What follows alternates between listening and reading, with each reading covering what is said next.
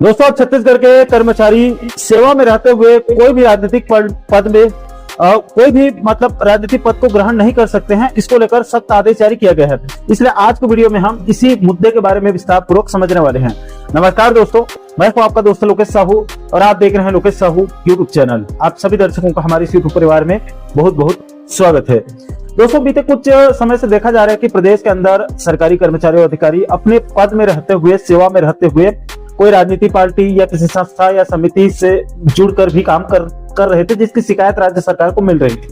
दोस्तों, सरकार का तर्क है, सरकार का कहना है कि सेवा में रहते हुए अगर कर्मचारी अधिकारी ऐसे काम करते हैं तो इससे उनका सरकारी काम तो प्रभावित होता ही है, साथ ही साथ उनके निष्पक्षता पर भी सवाल पैदा होता है। इसलिए छत्तीसगढ़ सरकार ने एक सख्त आदेश जारी करके इस कार्य को करने वाले कर्मचारियों अधिकारियों पर सख्त कार्रवाई करने के लिए कड़ा आदेश जारी कर दिया है। दोस्तों, इसके संबंध में सामान्य प्रशासन विभाग की तरफ से कल 21 अप्रैल 2026 को एक सख्त आदेश जारी किया गया है।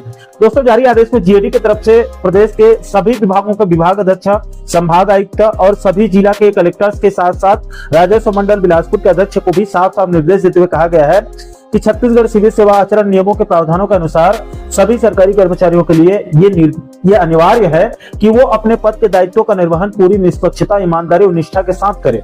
उस नियमों के अंतर्गत ये भी स्पष्ट रूप से प्रावधान है कि पहला तो कोई भी सरकारी कर्मचारी किसी भी प्रकार के राजनीतिक दल या संगठन का सक्रिय सदस्य नहीं हो।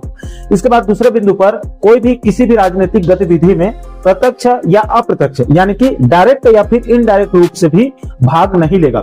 इसके बाद तीसरे बिंदु पर कहा गया है कि कोई भी सरकारी कर्मचारी सक्षम प्राधिकारी यानी कि कॉम्पिटेंट अथॉरिटी के परमिशन के बिना कोई भी अन्य सरकारी या प्राइवेट संस्था, समिति, संगठन या निकाय में बिना अनुमति के कोई भी पद धारण नहीं करेगा और बिना अनुमति के किसी भी गतिविधि में प्रत्यक्ष या फिर अप्रत्यक्ष रूप से भी शामिल नहीं होगा। इसके बाद चौथे बिंदु पर कहा गया है कि कोई भी सरकारी कर्मचारी या अधिकारी ऐसे किसी भी पद या दायित्व को ग्रहण नहीं करेगा जिससे उसके सरकारी कार्य की निष्पक्षता प्रभावित होती है, उस काम को नहीं करेगा। इसलिए निर्देशित किया जाता है कि सभी कर्मचारी और अधिकारी ये सुनिश्चित करेंगे कि इन सभी नियमों का कड़ाई से पालन करेंगे। यदि किसी सरकारी कर्मचारी के द्वारा इन नियमों का उल्लंघन किया जाता है तो उनके विरुद्ध छत्तीसगढ़ सिविल सेवा आचरण नियम 1965 और छत्तीसगढ़ सिविल सेवा वर्गीकरण, नियंत्रण तथा अपील नियम 1966 के प्रावधानों के तहत सख्त से सख्त अनुशासनात्मक कार्रवाई की जाएगी। तो दोस्तों, छत्तीसगढ़ सरकार ने प्रदेश के कर्मचारियों अधिकारियों को सेवा में रहते हुए किसी भी राजनीतिक पार्टी या संस्था या फिर समिति में प्रत्यक्ष या फिर अप्रत्यक्ष रूप से जुड़कर काम करने पर पूरी तरह से रोक लगा दी है, जो कि ठीक है। लेकिन दोस्तों, यहाँ पर बड़ा सवाल यह है कि एक सरकारी कर्मचारी सेवा में रहते हुए कोई राजनीतिक पार्टी में तो नहीं जा सकता है, लेकिन कोई राजनेता एक साथ दो अलग अलग सीट और दो अलग अलग स्थान से चुनाव कैसे लड़ सकता है। इसके अलावा एक सरकारी कर्मचारी जो कि राष्ट्र की सेवा में अपना पूरा जीवन खपा देता है, उसको रिटायरमेंट के बाद सम्मानजनक जीवन जीने के लिए एक ओपीएस तक यानी कि एक पेंशन तक नसीब नहीं हो रहा है, लेकिन एक नेता को जितनी बार विधायक या सांसद होने पर उसको उतनी बार की पेंशन और अन्य सुविधा क्यों मिलती है। राज्य सरकार को इन सुविधाओं को भी तत्काल बंद कर देनी चाहिए, तभी सही मायने में राम राज्य की कल्पना सिद्ध हो सकती है और सिर्फ कर्मचारियों के ऊपर कड़ा कड़ा आदेश जारी किया जाएगा और राजनेताओं के लिए सही गलत सबको एक समान कर दिया जाएगा।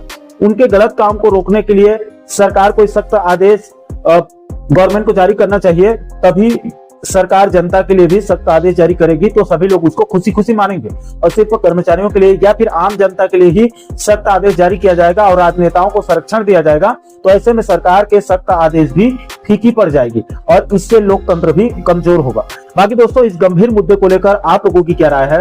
क्या राज्य सरकार को कर्मचारियों के साथ साथ विधायक, मंत्रियों के लिए भी सख्त आदेश जारी करके उनके गलत कामों पर तत्काल रोक लगानी चाहिए अथवा नहीं? इस महत्वपूर्ण मुद्दे को लेकर आप क्या सोचते हैं, आपकी क्या राय है?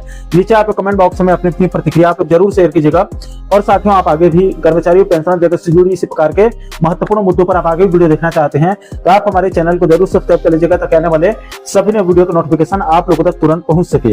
दोस्तों, इस वीडियो में फिलहाल अभी के लिए इतना ही। इस वीडियो को अंत तक देखने के लिए आप सभी दर्शकों का बहुत बहुत धन्यवाद।